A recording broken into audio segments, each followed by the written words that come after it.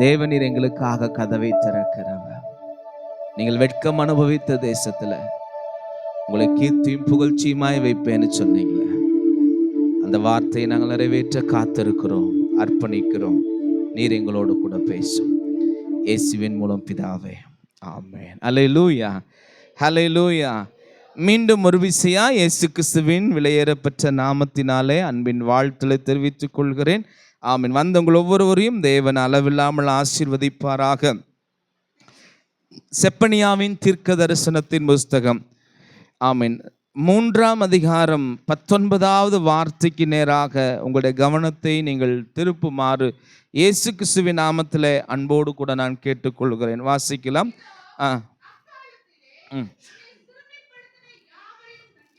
அக்காலத்திலே உன்னை சிறுமைப்படுத்தின யாவரையும் நான் தண்டிப்பேன்.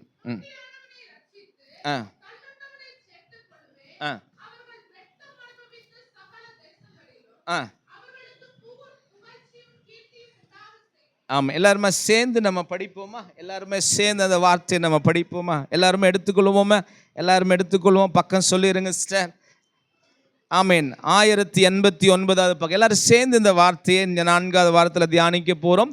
நம்ம இதோ அக்காலத்திலே உன்னை சிறுமைப்படுத்தின யாவரையும் நான் தண்டிப்பேன், நொண்டியானவனை ரட்சித்து தள்ளுண்டவனை சேர்த்து கொள்வேன். அவர்கள் வெட்கம் அனுபவித்த தேசங்களில் அவர்களுக்கு புகழ்ச்சியும் கீர்த்தியும் உண்டாக செய்வேன். அல்லேலூயா. வெட்கம் அனுபவித்த தேசத்துல தேவன் கீர்த்தியும் புகழ்ச்சி உண்டாக்க செய்வான். வெட்கம் அனுபவித்த தேசத்துல தேவன் உயர்வை தருவார் என்று சொல்லி தொடர்ச்சியாக நாம் பார்த்து கொண்டு வருகிறோம். முதல் வாரத்தில் ஆபிரகாமை மீட்டு கொண்ட கர்த்தர் யாக்கோப்பின் வம்சத்தை குறித்து ஏசாயா 29:22 வாசிக்க வேண்டாம். ஆமென். அவர்களை நான் வெட்கப்படுத்த மாட்டேன், அவர்கள் முகம் செத்து போவதில்லை என்று சொன்னார். மீட்டு கொள்ளப்பட வேண்டும் என்று சொல்லி நீங்களும் நானும் இயேசுவின் இரத்தத்தினாலே, சிலுவையினாலே, 5 காயங்களினாலே மீட்டு கொள்ளப்பட்டிருக்கிறோம். ஆகையால் நாம் வெட்கப்பட்டு போவதில்லை என்று சொல்லி பார்த்தோம். 2வது வாரமும் ஆமேன், ஏன் நாம் வெட்கப்படுத்தப்பட மாட்டோம் என்று சொல்லி, ஏனென்றால் ஆமேன், அந்த மீட்டு கொண்டது நாம் எங்கே மீட்டு கொண்டிருக்கிறோம் என்று சொன்னால், ஏமேன், சிலுவையில் அறையப்பட்ட கிறிஸ்துவின் இரத்தத்தினாலே நாம் மீட்டு கொண்டிருக்கிறோம். ஆகையால் நாம் ஒரு நாள் வெட்கப்பட மாட்டோம் என்று சொல்லி தொடர்ச்சியாக 2வது வாரத்திலையும் பார்த்தோம். போன வாரத்தில் யாரெல்லாம் வெட்கப்பட மாட்டார்கள், யாரையெல்லாம் கர்த்தர் வெட்கப்படுத்த மாட்டார் அப்படின்னு சொல்லி பார்த்தோம். போன வாரம் யாருக்கு ஞாபகம் இருக்குது யார் வெட்கப்படுத்த மாட்டார்கள்? நோட்ஸ் பார்க்காம சொல்லுங்க பார்க்கலாம். ஒரு ஆமேன் சொல்லுங்களேன். ஆமேன். 34ஆம் அதிகாரம் 5வது வசனம் என்று நினைக்கிறேன். ஆமே, சங்கீதம் 34:5. யார் வெட்கப்படுத்த மாட்டார்கள்? 34.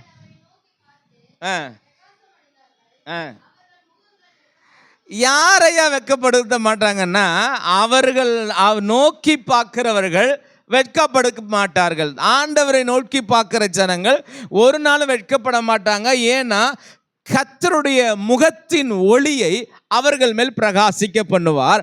ஆகையினால அவர்கள் என்ன பண்ண மாட்டாங்கன்னா, ஒரு நாளும் வெட்கத்தை அனுபவிக்க மாட்டார்கள். என்னாகமத்தின் புஸ்தகம் 6ஆம் அதிகாரம் 6ஆம் அதிகாரத்தில் 24, 25, 26 நீங்க வாசிக்கும் போது கர்த்தர் தம்முடைய முகத்தை உன்மேல் பிரகாசிக்க பண்ணுவார் என்று சொல்லுகிறது. வாசிங்களா? 24, 25 வசனம்.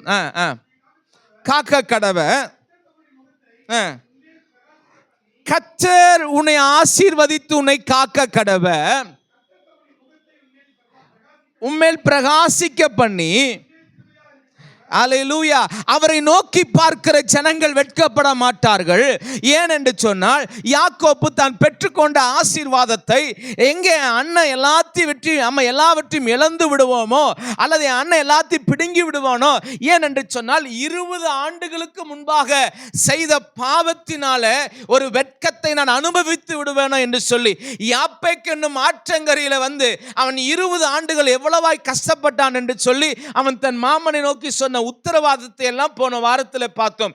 அந்த ஆசீர்வாதங்களை நான் இழந்து போயிடுவேனே, என்ன செய்வதென்று தெரியவில்லை என்று சொல்லி அந்த ராத்திரியிலே அவன் தேவனோடு போராடினான் என்றுதான் வேதம் சொல்லுகிறது. ஆனால் அதற்கு கீழே உள்ள வசனம் சொல்லுகிறது, அவன் தேவனுடைய முகத்தை பார்த்தான். அல்லேலூயா.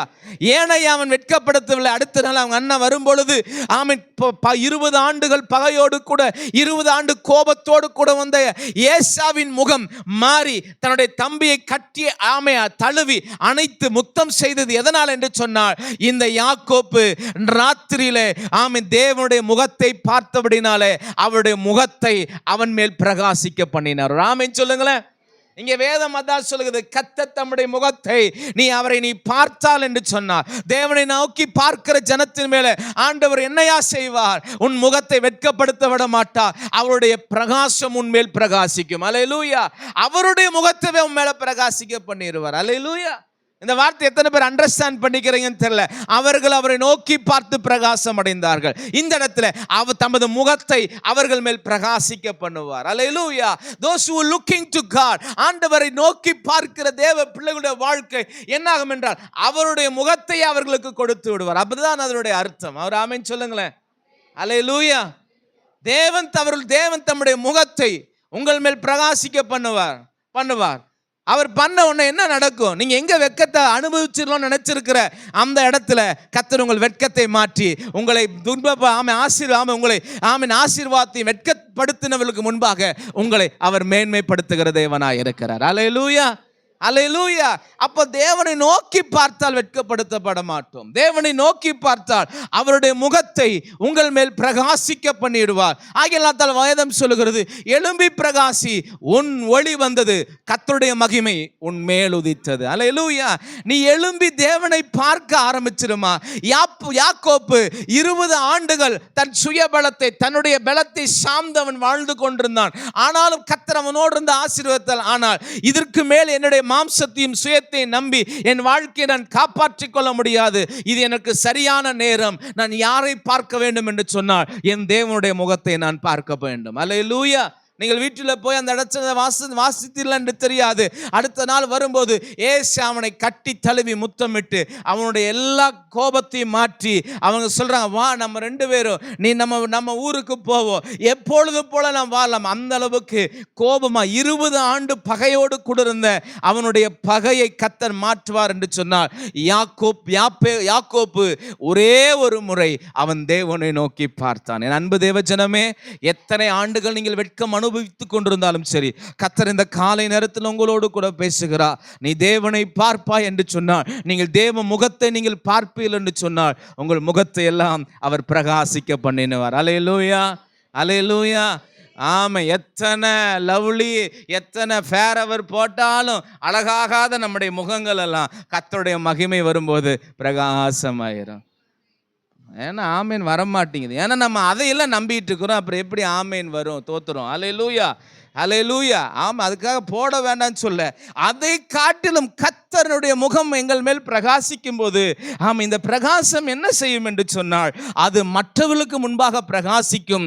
நம்மை வெட்கம் அனுபவித்தவர்களை கர்த்தர் போன வாரம் ஈவினிங் கூட்டத்தில் சொன்ன, நம்மை வெட்கப்படுத்தினவர்களுக்கு முன்பாக கர்த்தர் உயர்த்தும் போது ஒரு நாள் அவர்கள் நம்மை பார்ப்பதற்கு வெட்கப்படுவார்கள்.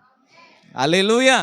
ஈவினிங் ஆராதனை சொன்ன, ஒரு நாள் வருங்க கர்த்தருடைய முகத்தை நம்மில் பிரகாசிக்க பண்ணுவார். அப்பொழுது நம்மை வெட்கப்படுத்தினவர்கள் நம்மை பார்ப்பதற்கு வெட்கப்படுத்துவார்கள். அல்லேலூயா. நம்ம வருவதற்கு முன்பு ஏன்னா அவங்க ஃபேஸ் பார்க்கவே முடியாது, நம்மளை ஃபேஸ் பண்ணவே முடியாது, நம்மளை எதுவுமே பண்ண முடியாது. அல்லேலூயா. அல்லேலூயா. விசுவாசிக்கிறவங்க ஆமென் சொல்லுங்களேன். அல்லேலூயா. அல்லேலூயா. ஆமென். மேட்டுப்பாளையத்தில் இருக்கிற ஒரு போதகர் என்னை பார்த்து இன்னொரு ஊழியக்காரத்தை சொல்லிட்டாரு, அவர் ஆவி சரியில்லாதவன்ட்டார்.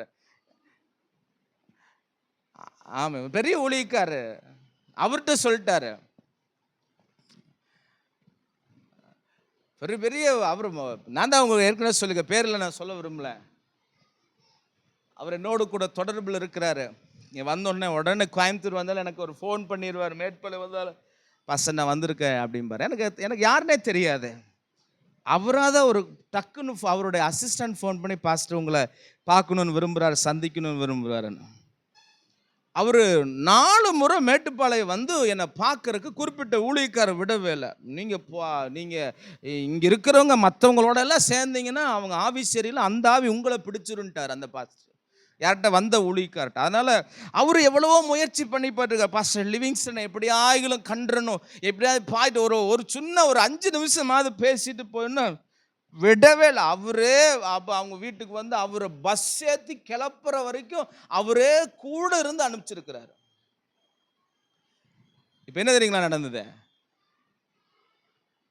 இப்போ என்ன ஆவி சரியில்லைன்னு சொன்னாரா, இப்போ அவர் வந்து ஒரு இடத்துல பிரசங்கத்துக்கு கூப்பிட்டுருக்காங்க, நான் ஆராதனைக்கு போயிருக்கிறேன்.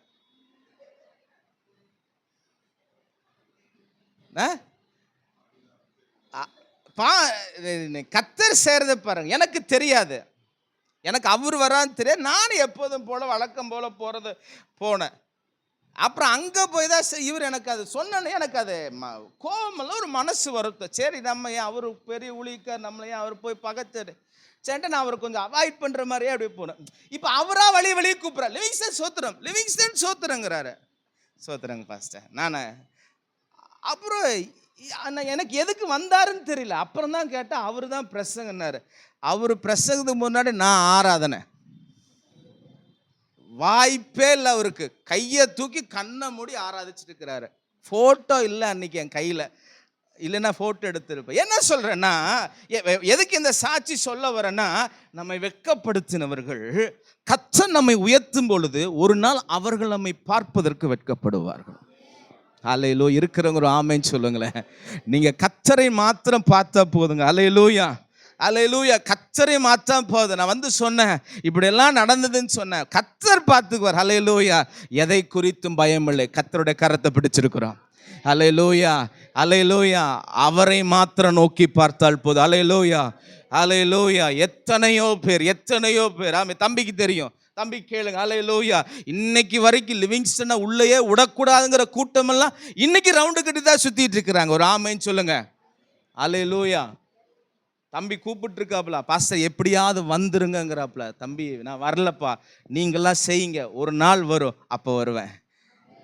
எதுக்கு சொல்கிறேன்னா, என்ன சூழ்நிலை வந்தாலும் நாம் தேவனை பார்க்கிறத மாத்திரம் மறந்து விடக்கூடாது. அல்லேலூயா. நீங்கள் தேவனை மாத்திரம் பார்ப்பதை மறந்து விட்டீர்கள் என்று சொன்னார், மனிதர்களை நீங்கள் பார்க்க ஆரம்பித்து விடுங்கள் என்று சொன்னார், இன்னும் வெட்கத்துக்கு மேல் வெட்கம் தான் வரும். நீங்கள் தேவனை பார்க்க ஆரம்பிக்கும் போது அவருடைய முகத்தையே உங்கள் மேலே பிரகாசிக்க பண்ணிடுவோம். நேராக இந்த வாரம் பாயிண்ட்டுக்கு நேராக வருகிறங்க.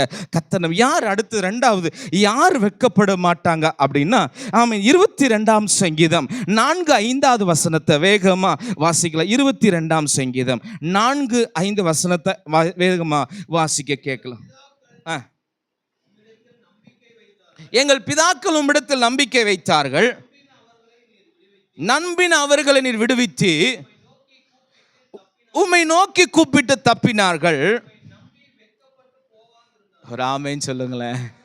ரெண்டாவது, நோக்கி பார்க்கிறவர். முதலாவது நோக்கி பார்க்கிறவர்கள் வெட்கப்பட மாட்டார்கள்.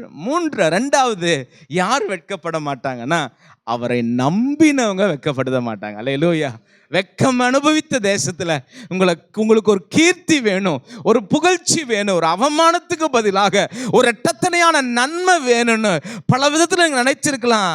ஆமே, மனிதர்களை பார்ப்பது கூட உங்களால் முடியாமல் தலை குனிந்த வாழ்க்கையை வாழ்ந்து கொண்டிருக்கலாம். தேவஜனமே, நீ கர்த்தரை நம்ப ஆரம்பிச்சிரு, உன் வாழ்க்கையில் வெட்கத்தை அவர் மாற்றுவார். அல்லேலூயா. இங்கே வாசிக்கும் 22ஆம் சங்கீதம் 5 வசனத்தில், அவர்கள் ஆமே உம்மை நோக்கி கூப்பிட்டு தப்பினார்கள், உம்மை நம்பி அவங்க என்ன பண்ணுனாங்கன்னா வெட்கப்பட்டே போகலைங்க. அல்லேலூயா.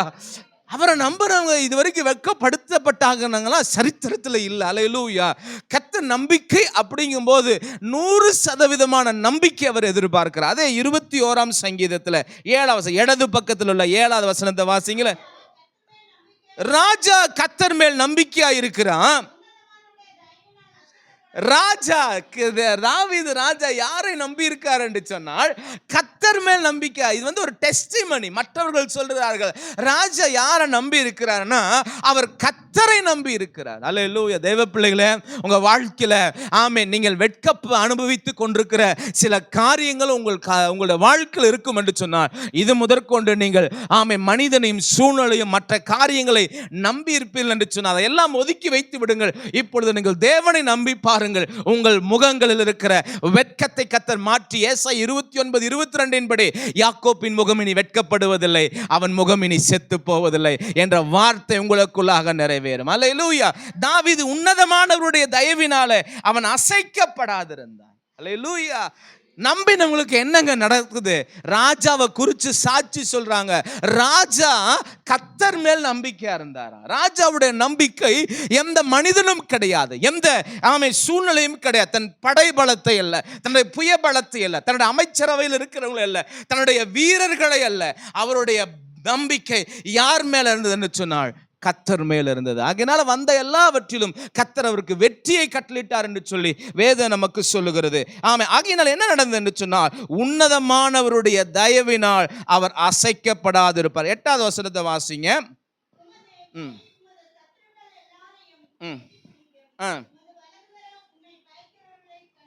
ஒரு அல்லேலூயா சொல்லுங்க. கர்த்தரை நம்பி இருக்கும்போது உன்னதமானோட தயவு இருக்குமா? நம்முடைய சத்துருக்களை எட்டி பிடிக்கும். உமது வலது கரம் உம்மை பகைக்கிறவர்களை கண்டுபிடிக்கும். அல்லேலூயா. கர்த்தரை நம்பினோம்னா மனுஷங்களை அடையாளம் காட்டுவார் கர்த்தர். அல்லேலூயா. அன்னைக்கெல்லாம் மனுஷங்க யாரு நமக்கு தெரிய மாட்டேங்குது. அல்லேலூயா. எல்லாருமே ஒன்னாதான் இருக்கிறாங்கன்னு சொல்லி நம்ம நம்பிட்டு இருக்கிறோம். கர்த்தரை நம்ப ஆரம்பிச்சோன்னா மனுஷங்களை கர்த்தர் கண்டுபிடிக்க சொல்லி தருவார். அல்லேலூயா. இன்னைக்கு அநேக தேவ பிள்ளைகள் ஆண்டவரை நம்புறோம், ஆனால் மனுஷன் மேலே கொஞ்சம் இரக்கத்தை வச்சிடறோம். அல்லேலூயா. இன்னொன்னே நான் சொல்லிடுறேன். அல்லேலூயா. ஒரு நாள் வரும், கர்த்தர் நம்மை உயர்த்தும் பொழுது நம்மை வெட்கப்படுத்தினவர்கள் நாம மறந்து அவங்க மேலே இரக்கம் பாராட்டினாலும் தேவன் இரக்கம் பாராமாட்டார். அல்லேலூயா. அவர் அதை மனசில் வச்சிருப்பார். நம்ம இறங்கிடுவோம், மனசு இறக்கப்பட்டுரும். ஆனால் தேவன் அதை அவருடைய நிலைவில் வைத்திருப்பார். அல்லேலூயா. நான் கர்த்தரை நம்பும்போது என்ன நடக்கும்? மனிதர்களை நம்மை பகைக்கிறவர்களை கண்டுபிடிக்க தெரியணும். அல்லேலூயா. யார் எப்படி பேசுகிறா, யார் நம்ம உண்மையாக பேசுகிறவங்க யார், பொய்யா பேசுகிறவங்க யார், உண்மையாக அன்பு பாராட்டுறவங்க யார், பொய்யா அன்பு பாராட்டுறவங்களை யார் என்பதை இங்கே வாசிக்கிறோம். ராஜாவுடைய கை என்ன பண்ணுமா? தன் பகைக்கிறவர்களை கண்டுபிடிக்கும். அப்படிதான் இருக்குது.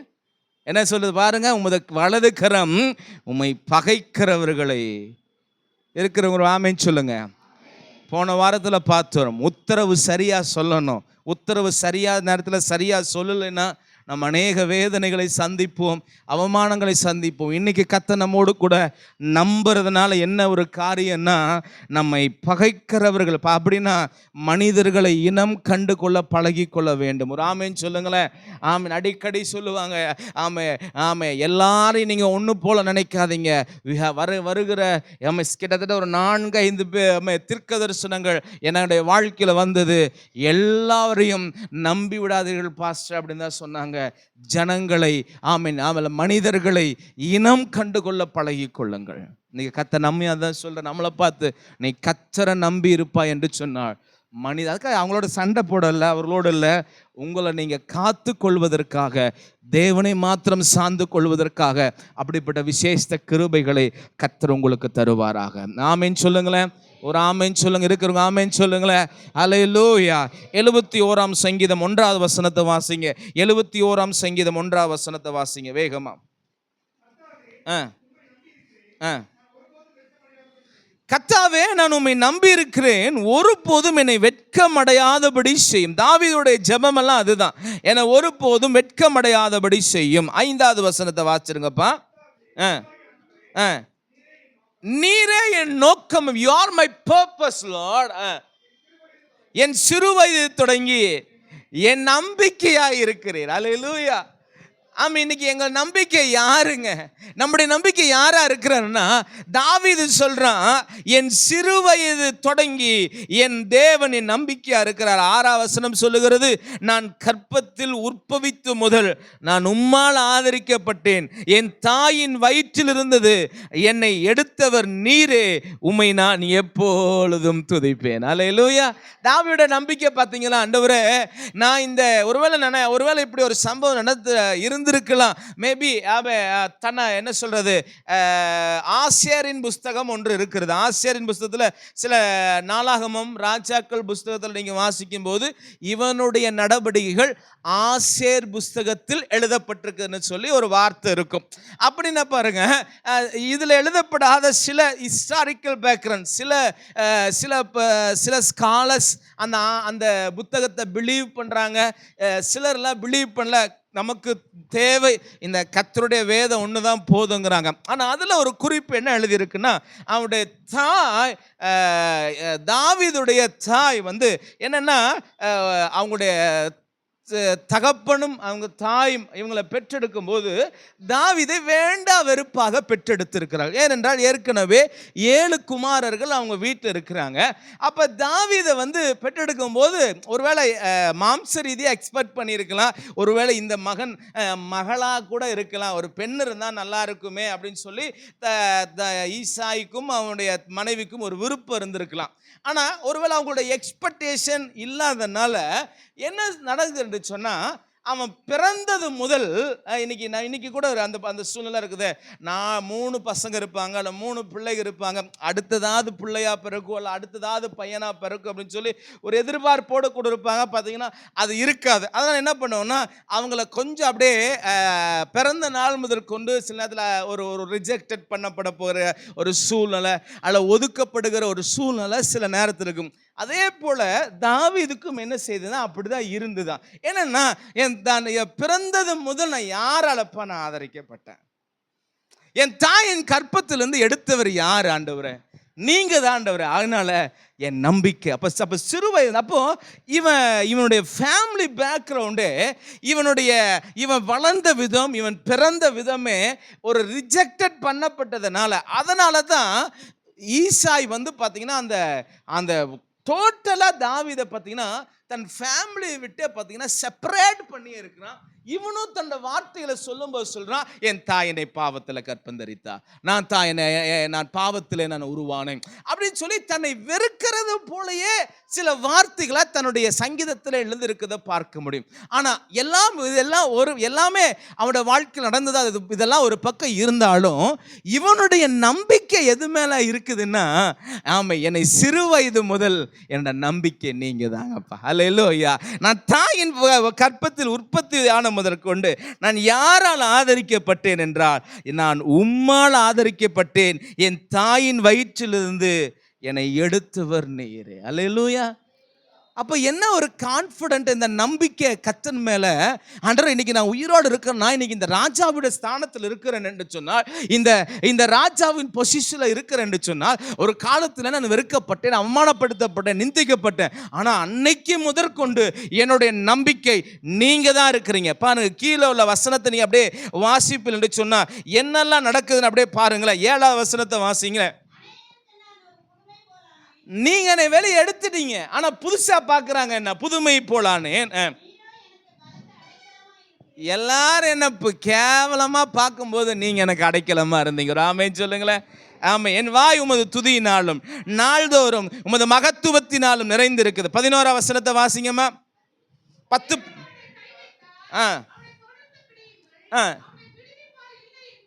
இதெல்லாம் தான் தாவீதுடைய எக்ஸ்பீரியன்ஸா இருக்குது. இதெல்லாம் வந்ததுனால தாவீது தேவனை மறந்துட்டானா, தேவன் மேல் நம்பிக்கை வைக்கிறத விட்டுட்டானா அப்படின்னு பார்த்தா இல்லைங்க. அவன் அப்பவும் கர்த்தர் மேல தான் நம்பிக்கை வைக்கிறான். 17ஆம் வசனம் வாசிங்களேன். 17ஆம் வசனம். சிறு வயது முதல் எனக்கு போதித்து வந்தீர்.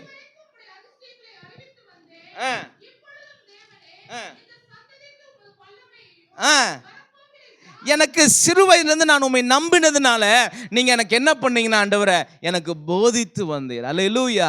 ஒரு மனுஷன் கர்த்தர் மேல் நம்பிக்கை வைக்கும்போது என்ன நடக்குதுன்னா, கர்த்தர் அவனை போதித்து நடத்துகிறவர். அல்லேலூயா. உணர்த்தி நடத்த. கடைசி வசனத்தை வாசிக்கலாங்க. 24ஆம் வசனத்தை வாசிங்க வேகமா.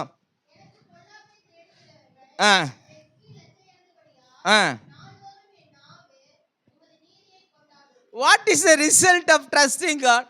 தேவனை நம்பினதுனால என்னங்க ரிசல்ட் அப்படின்னா 24ஆம் வசனம் தான் ரிசல்ட். நான் சிறு வயது முதற்கொண்டு என்னை நம்பிக்கை என் தகப்பனும் தாயும் எல்லாம் இருந்தாலும் நான் கற்பத்திலிருந்து நான் உம்மாலே ஆதரிக்கப்பட்டேன். என் தாயின் கற்பத்திலிருந்து நீங்கள் எடுத்தீங்கப்பா. அன்னையிலிருந்து இன்னைக்கு வரைக்கும் நான் உங்க நம்பிட்டு அடிக்கி என்ன ரிசல்ட் அப்படின்னா 24 வசனம் தான் ரிசல்ட்டு.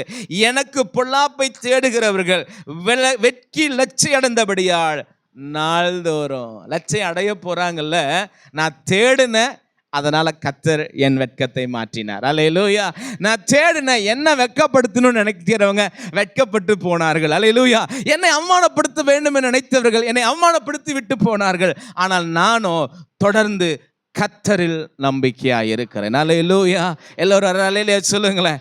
ஒரே ஒரு சம்பவத்தை நாம் வாசித்து நாம் தியானித்து நாம் ஜெபிப்போம். கர்த்தர் நம்மை ஆசீர்வதிப்போம். 2 ராஜாக்களின் புஸ்தகம் 18ஆம் அதிகாரம். 2 ராஜாக்களின் புஸ்தகம் எல்லாருக்கும் அறிந்த வேத பகுதி தான். அதிலிருந்து நாம் சில காரியங்களை இன்னைக்கு நாம் கற்றுக்கொள்ள போகிறோம். கர்த்தர் நம்மோடு கூட பேசுவாராக. வேகமா 2 ராஜாக்களின் புஸ்தகம் 18ஆம் அதிகாரம் 5வது வசனத்தை வாசிங்க.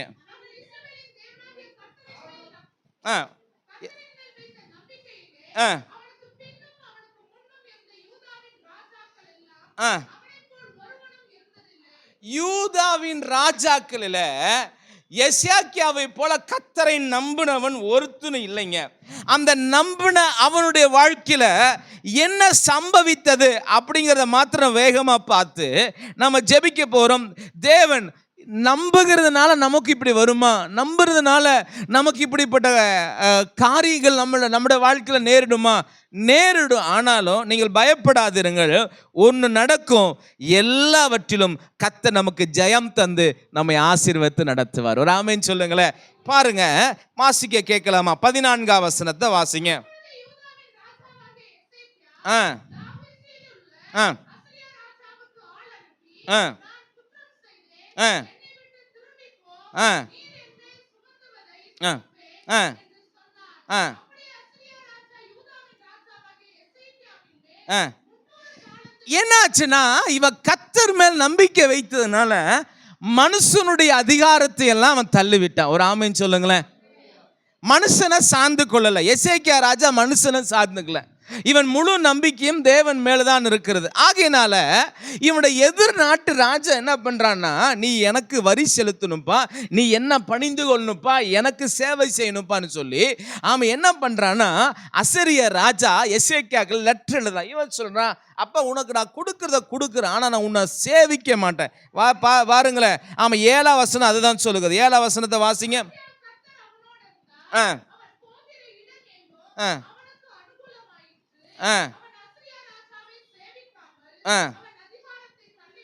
இவனுடைய அதிகாரம் யார் தெரியுமா? இவனுடைய நம்பிக்கை யார் தெரியுமா?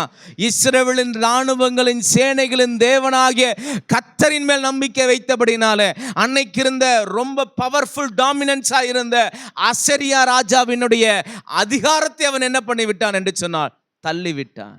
அல்லேலூயா. ஏன்னா என் அதிகாரம் என்னன்னா, ஏன் அதிகாரம் உன்னோட அதிகாரமா இல்லடா.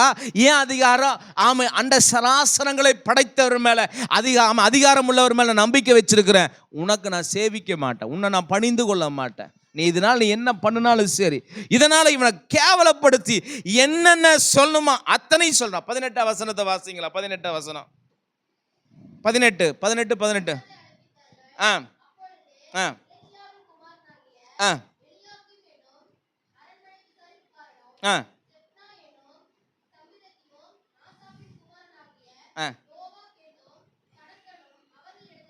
புறப்பட்டு போனார்கள். 19ஆம் வசனம் வாசிங்க. அசிரியா ராஜாவாகிய மகாராஜா உரைக்கிறது என்னவென்றால், சொல்ல வேண்டியது என்னவென்றால், நீ நம்பி இருக்கிற நம்பிக்கை என்ன? போதுமா? நீ நம்பி இருக்கிற நம்பிக்கை என்ன? நீ அநேக நேரத்தில் நமக்கு வருகிற சவால்கள் என்ன தெரியுமா? நீ நம்பி இருக்கிற நம்பிக்கை என்ன? நம்மளோட நம்பிக்கை அவங்க பார்க்குறாங்களா? நம்மளோட நம்பிக்கை நம்மை சுற்றி இருக்கிற ஜனங்கள் நம்ம பார்க்குறாங்களா? நம்ம கர்த்தரை தான் நம்புகிறோம் அப்படிங்கிறது அவங்களுக்கு தெரியுதா? நம்முடைய செயல்களில் காட்டுறோமா? நம்முடைய நடக்கையில் காட்டுறோமா?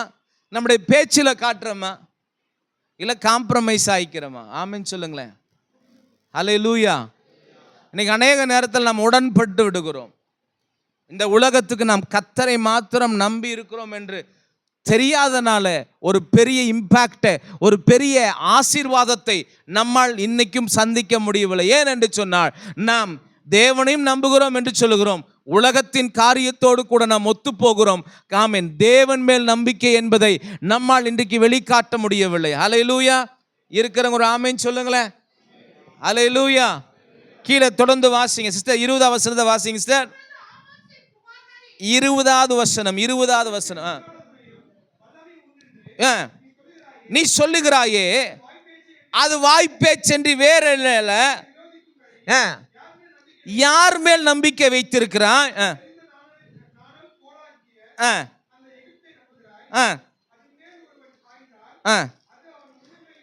நீங்க போய் வீட்டில் இந்த 18ஆம் அதிகாரத்தை படிச்சுங்க. எசேக்கியா ராஜா, அசரியா ராஜா எசேக்கியாவுக்கு விரோதமாக இன்னதான்ட்டு பேசலைங்க. இன்னதான்ட்டு பேசல. இவன் மொழியிலையும் பேசி அனுப்புறான், அவனோட மொழியிலையும் பேசுறான் பாருங்க. 27ஆம் வசனம் 28ஆம் வசனத்துல பாத்தீங்கன்னா, இந்த ரப்சாக்கு வந்து அசரியா ராஜாவுடைய படைத்தளபதி. ஆமே. யூத பாஷையில உரத்த சத்தமாய்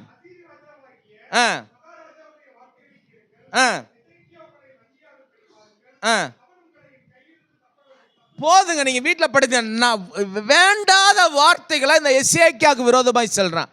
இந்த எசேக்கியா ராஜா இவன் மாத்திர கர்த்தரை நம்பிக்கை கொள்ளாம தேவனை, அவனுடைய ஜனங்களும் நம்பிக்கையா இருக்க வேண்டும் என்று சொல்லி அவர்களை நடத்துறான். ஆனா இவங்க என்ன பண்றாங்கன்னா, இந்த அசரியா ராஜா என்ன சொல்றான்னா, நீ எசேக்கியாவை நம்பாத. இந்த பூமியில் உள்ள தேவர்களை என் கைக்கு யாராவது தப்புவிக்க முடியுமா? இந்த எசேக்கியாவை நம்பி போனீங்கன்னா ஒரு பிரயோஜனமும் இல்லை. ஒரு ஆமீன் சொல்லுங்களேன். இன்னைக்கு சொல்றாங்க இல்லையா, இந்த லிவிங்ஸ்டன் பாஸ்டர் நம்பி போய் ஒரு பிரயோஜனம் இல்லை. அவருக்கு சர்ச் இல்லை, அவருக்கு கட்டடம் இல்லை, பில்டிங் இல்லை, மறிச்சு எங்கே புதைப்பீங்க? ஒரு ஆமீன் சொல்லுங்களேன். நீங்கள் மௌனமாக இருக்கிறத பார்த்தா சம்மதம் அப்படின்னு தோன்ற மாதிரி இருக்குது. மௌனம் சம்மதத்துக்கு அறிகுறி. ஒரு அல்லேலூயா சொல்லுங்க. நான் வசனத்தை பேசுகிறேன், இது புரியாதனால என்ன உதாரணமாக சொல்கிறேன். அல்லேலூயா. லிவிங்ஸ்டன் பாஸ்டர் நம்புறீங்க, 7 வருஷம் ஆச்சு, 8 வருஷம் ஆச்சு, இப்போ கட்டிடுறாங்கிறாரு, அப்போ கட்டிடுறாங்கிறாரு. அவர் எப்படியாகும் கர்த்தரை நம்பி கட்டி விடலாம் என்று சொல்லுவார். ஆனாலும் நீ நம்பாதே அப்படின்னு சொல்றாங்க.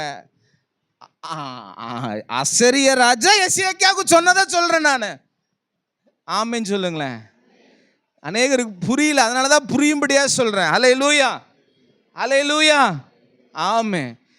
பயங்கர கேவலமா பேசுற, ஒரு பிரயோஜனம் இல்லை. அந்த எசேக்கியாவை நம்பி பேருக்கு மாத்திர பந்தா கேஸ், உங்களை எல்லாம் அவன் தப்பு வைக்க மாட்டான். அப்படியே பாசாங்க. அட நான் சொல்லுங்க, வசனம் சொல்லு, கீழே வாசிங்களேன். ஆமாம். எசேக்கியா உங்களை வஞ்சியாதபடி பாருங்கள், அவன் உங்களை என் கைக்கு என்ன பண்ண மாட்டான். பிசாசு அப்படிதான் சொல்கிறான், மற்றவங்களை அப்படிதான் சொல்கிறாங்க. நம்பி போய் என்னங்க ஒரு தம்பி வந்தாப்புல சர்ச்சுக்கு. ஆமாம், பாஸ்டர் நம்ம சர்ச்சுக்கு நிறையா பேர் வர்றதுக்கு ரெடியாக இருக்காங்க. சொந்த இடம் இல்லாதங்காட்டிக்கு வரமாட்டேங்கிறாங்க பாஸ்டர். சொந்த இடம் வாங்க, எல்லாரும் வருவாங்க. நான் கஷ்டப்படும் போது என் கூட இருக்கிறவன் தாண்டா எனக்கு வேணும், வேற யாரும் வேண்டாம், எல்லாத்தையும் போக சொல்லிடுன்ட்டு. நான் கஷ்டப்படும் போது, பாய் போட்டு கூட்டும் போது, மேலே படியேறி வரும்போது, எங்கள் கஷ்டத்தில் உடன் இல்லாத நாங்கள் நல்லா நாளைக்கு கட்டி வைப்போமா, இவங்கெல்லாம் ஒரு கும்பலாக வருவாதுங்களா, கதவை சாத்திடுவேன் நான். அல்லேலூயா. தம்பி சொல்கிற ஒரு தம்பி இப்போ இல்லை, ஆரம்பத்தில் 2 வருஷம் ஆரம்பிக்கும் போது அவர் என்ன அண்ணன் மேல் வீட்டறையில் ஆரம்பிக்கிறாரு, மேலே ஏற முடியாது, சொந்த இடம் சீக்கிரம் வாங்க, கட்டணமெல்லாம் கட்டிட்டு எல்லாம் வந்துடுவாங்க. அப்போ தான் நானும் ஒய்ஃபும் பேசிட்டோம். கஷ்டப்படும் போது நம்மக்கிட்ட கூட இருக்கிறவங்க தான் நமக்கு உண்மையான விசுவாசி. அல்லேலூயா. அதை விட்டு போட்டு நம்ம நல்லா இருக்கும்போது அவன் வந்தா என்ன, வரலினா என்ன, நீ எங்கே போறியோ அங்கே போப்பான்ட்டேன். எசேக்கியா உங்களை வஞ்சியாதபடி எச்சரிக்கையா இருங்கள். அல்லேலூயா. ஒருவேளை இது தீர்க்க தரிசனமாக கூட இருக்கலாம், யாருக்கு தெரியும், கர்த்தரே அறிவா. ஏன் கர்த்தர் இன்னைக்கு பேசுறாருன்னு தெரியாது. அல்லேலூயா. அப்படியெல்லாம் சொல்லி உங்களை மனசை மாற்றுவான்னு சொல்ல வரல. எசேக்கியாவை மாற்றுவான். எசேக்கியாவை மாற்ற அவன் யார் மேலே நம்பிக்கையா இருக்கிறான்? ஒரு ஆமென் சொல்லுங்க.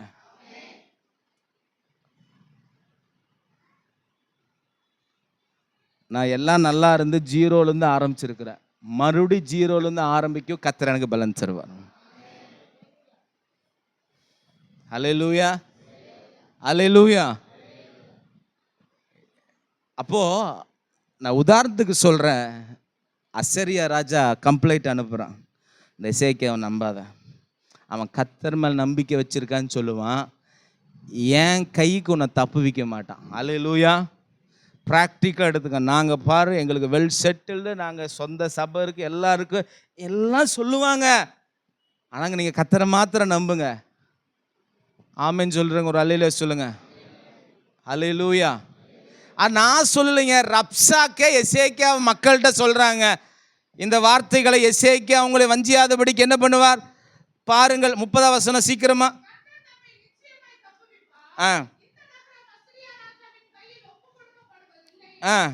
சொல்லுவார், பாஸ்ட் சொல்லுவார், லகாய் ரோய் சர்ச் மூலமாக தான் எழுப்புதல்னு சொல்லுவார். நம்ம சபையும் ஆண்டவர் ஒரு பாத்திரமா வச்சிருக்காருன்னு சொல்லுவார். அப்படியெல்லாம் சொன்னாலும் என்ன பண்ணாதீங்க, அப்படியெல்லாம் சொல்லுவார். இந்த மேட்டுப்பாளத்தில் கர்த்தர் நம்மளை நம்பிதான் கொடுத்துருக்கிறா, நம்மளை நம்பிதான் இதை கொடுத்துருக்கா, நம்ம தான் ஆசீர்வதிக்கப்படணும்னு சொல்லுவார். அப்படியெல்லாம் சொல்லுவார். என் கைக்கு தப்பு வைக்க மாட்டேன்னெல்லாம் இப்போ சொல்லுவாங்க. ஆனாலும் என்ன பக்கத்தில் பார்த்து சொல்லுங்க, நம்பாதீங்க. எந்த கர்த்தாவே நான் எந்த செய்யும், ஒருத்தர் 2 பேருன்னா எல்லாருமே அப்படியா இருந்தா, அவர் நல்லவர், அவர் வல்லவர், அவர் கிருபை. ஹல்லேலூயா, ஹல்லேலூயா. எசேக்கியா உங்களை கர்த்தரை நம்ப பண்ணுவான். ஹல்லேலூயா. எனக்கு ஒன்று மாத்திரம் தெரியும், தேவ பிள்ளைகளை நான் கர்த்தரை நம்ப பண்ண மாத்திரம் செய்து கொண்டிருக்கிறேன். ஹல்லேலூயா. தேவனுடைய வழியில மாத்திரம் நடத்துகிறேன் என்பதை ஹல்லேலூயா பெருமைக்காக அல்ல, என்னால் முடிந்த அளவுக்கு அதை செய்து கொண்டிருக்கிறேன் என்று ஆமென், நான் செய்து கொண்டிருக்கிறேன் நினைக்கிறேன். ஆனாலும் அதற்கு இடங்கொடாதிருங்கள் என்று ராஜா சொல்லுகிறான். நேரம் இல்லைங்க. 19ஆம் அதிகாரம் 3ஆம் வசனத்தையும் 4ஆம் வசனம்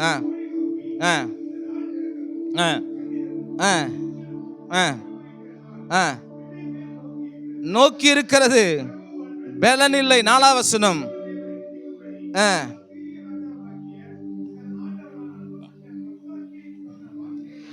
ஆமா, இப்படியெல்லாம் சொல்றத நானும் கேட்டுக்குவேன். நேரம் இங்க வந்து உட்கார்ந்து, ஆண்டவரே, எசேக்கியா ஜெபிச்சான் அப்படி. ஒரு ஆமென் சொல்லுங்களேன். அப்படியே நிந்தித்து சொல்ற வார்த்தைகள் எல்லாம் கேட்டு நிந்தித்து பேசின அசீரியா ராஜாவாகிய தன் ஆண்டவன் அனுப்பப்பட்ட ரப்சாக்கே சொன்ன வார்த்தைகள் எல்லாம் உமது தேவனாகிய கர்த்தர் கேட்டிருக்கிறார். உமது தேவனாகிய கர்த்தர் கேட்டிருக்கிற வார்த்தை நிமித்தம் தண்டனை செய்வார். ஆகையால் இன்னும் மீதியா இருக்கிறவர்களுக்காக விண்ணப்பம் செய்வீராக என்று எசேக்கியா ராஜா சொல்ல சொன்னான். அல்லேலூயா, அல்லேலூயா. வேதம் அழகா சொல்லுது, நிந்தனை, நிந்தனை. நான் என்ன சொல்றேன்னா, நீ எசேக்கியா ராஜாவுக்கு விரோதமா வந்து நீ என்ன வேணா பேசிக்கலாம்ப்பா. ஆனா அந்த எசேக்கியா ராஜா கர்த்தரை நம்ப பண்ணுவதற்கு தன் ஜனங்களை நேராக்கிட்டு இருக்கிறான்ப்பா. கர்த்தரை பிலீவ் பண்றதுக்கு அங்க இருக்கிற மேடைகள் எல்லாம் அகற்றிட்டு இருக்கிறான். கர்த்தரை பின்பற்றுவதற்கு தன்னுடைய மக்களை செம்மையான வழியில எசேக்கியா ராஜா நடக்க பண்ணிட்டு இருக்கிறான். இப்போ இப்படி நடந்து கொண்டு தேசம் அழகா அமைதியான சூழ்நிலை போய் கொண்டிருக்கிறது, சமாதானமா போய் கொண்டிருக்கிறது, நிம்மதியா போய் கொண்டிருக்கிறது. இப்பொழுது இந்த எசேக்கியாவுக்கு விரோதமாக அசரியா ராஜா எழும்பி ரப்சாக்கை அனுப்பி சொல்றான், இவன் சொல்றதெல்லாம் நம்பாதீங்க, இவன் போய் இந்த பூமியில் தேவர்கள் யாராவது என் கைக்கு தப்புவிப்பல் உண்டா என்று ரப்சாக்கே ராஜாவாக எசேக்கியா இடத்துல பேசாம மக்களிடத்துல பேசிட்டான். இந்த மக்களிடத்துல பேசி மக்கள் எல்லாம் இப்ப திசை மாறுகிற ஒரு சூழ்நிலையில எங்கேயோ மிஸ்கைடு ஆயிருவாங்க. ஏன்னா அவ்வளவு பவர்ஃபுல் கிங்டமா தான் யார் இருந்தானா, அசரியா அந்த நாட்கள் இருந்தான். நீங்க 18ஆம் வசனத்தை வாசிங்க. தானியம் கொடுத்தான், ஆமா எல்லாமே இருந்தது, எல்லா சகலமும் தானியம், திராட்சரசம், அப்பமும், ஒளிவு மலை, ஒளிவு, ஆமை திராட்சை, என்னென்னமோ இருந்தது. 31 32 மாத்திரம் வாசில. 18 சிஸ்டர், எசேக்கியாவின் சொல்லை கேளாதிருங்கள்.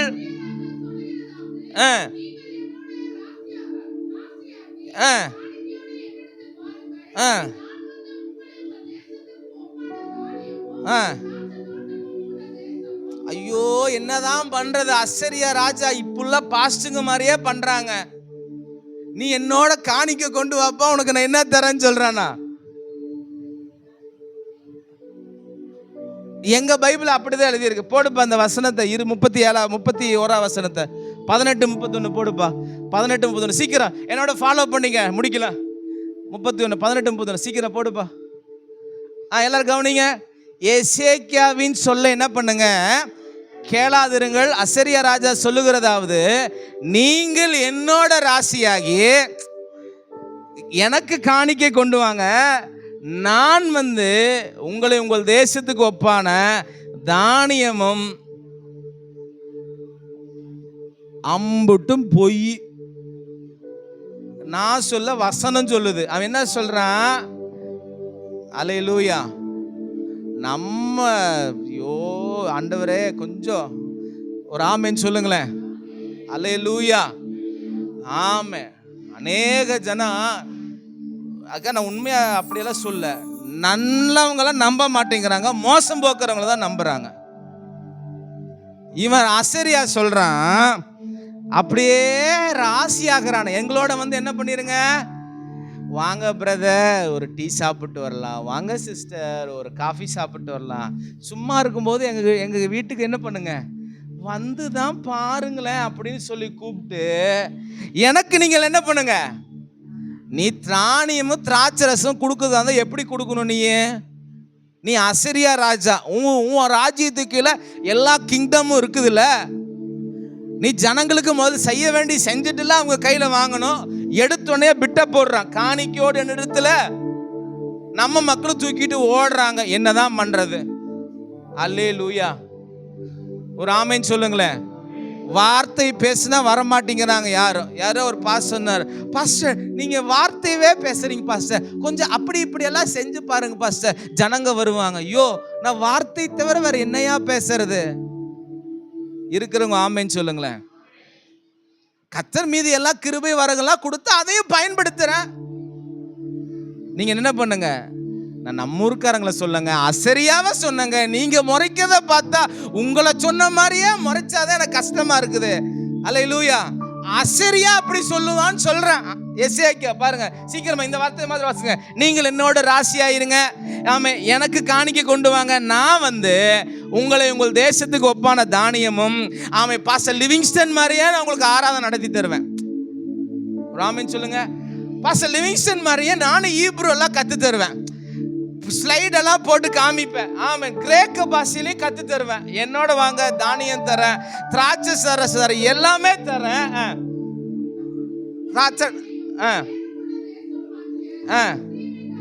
அப்பமும் திராட்சமுள்ள தேசமும் ஒலிவ எண்ணெய் தேனும் உள்ள தேசமாக உங்களை நான் எங்க அழைத்து கொண்டு போறேன்? சீமைக்கு அழைத்து கொண்டு போறேன்னு அசரியா சொல்றேன். அடுத்த வசனத்தை வாசிங்க.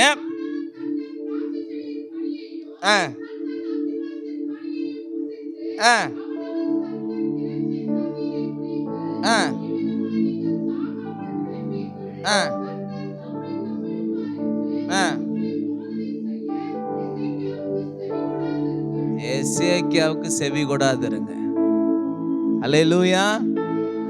இத்தனை நிந்தனைகளையும் கேட்டுதான் 19ஆம் அதிகாரத்துல தேவனுடைய சமூகத்துல வருகிறான். வெட்கம். தேசத்தின் குடிகளுக்கு முன்பாக அசரியா ராஜா எசேக்கியாவுக்கு விரோதமாக வெட்கப்படுத்திட்டான், நிந்திக்கிறான். இந்த நாள் நெருக்கமும் இடுக்குமான நாள், பிள்ளை பெறுவோ பலனில்லை என்று சொல்லுகிறான். 19ஆம் அதிகாரம் 5ஆம் வசனத்தையும் 6ஆம் வசனத்தை வேகமா வாசிங்க சீக்கிரம்.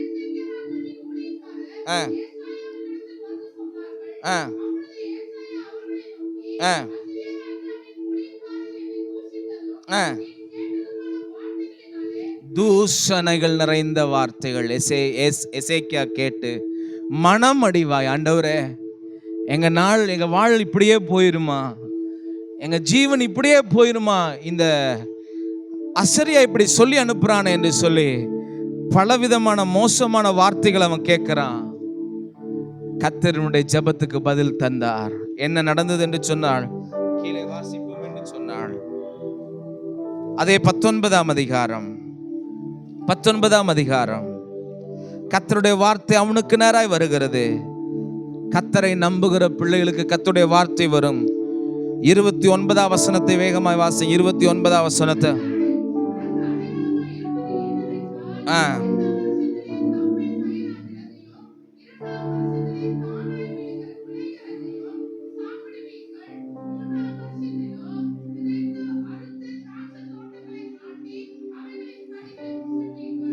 ஆமென் சொல்லுங்களேன். ப்ராஃபட்டிக் வேர்ட் அநேகருக்கு நேராய் வருகிறது.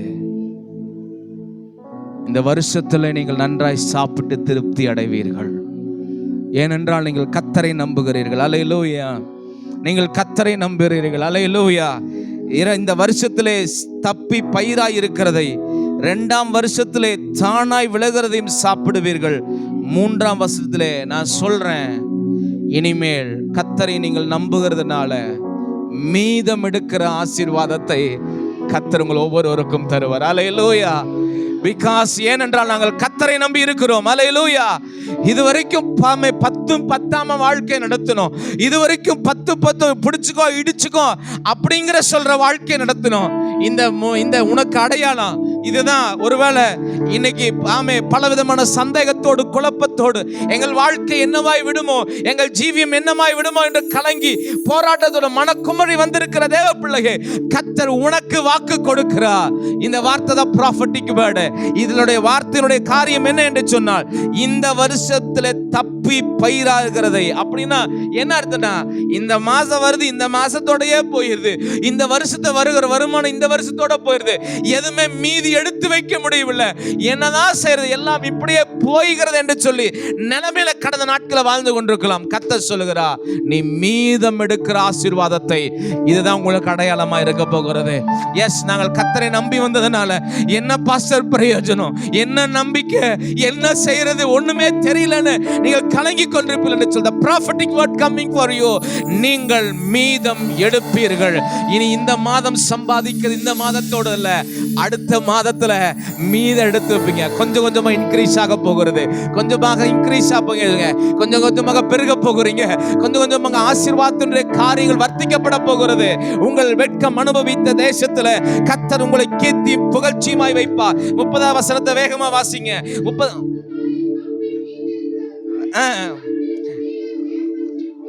ஹalleluya.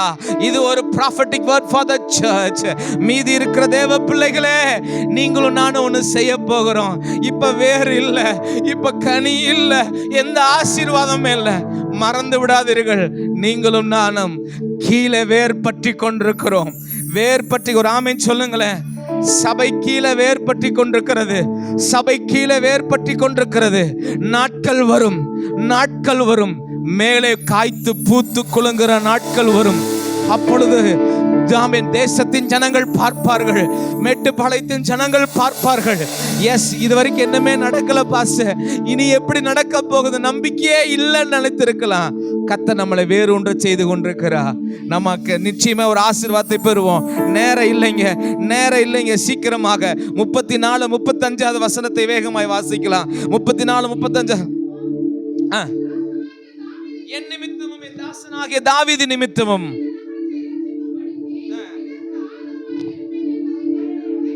ஹalleluya.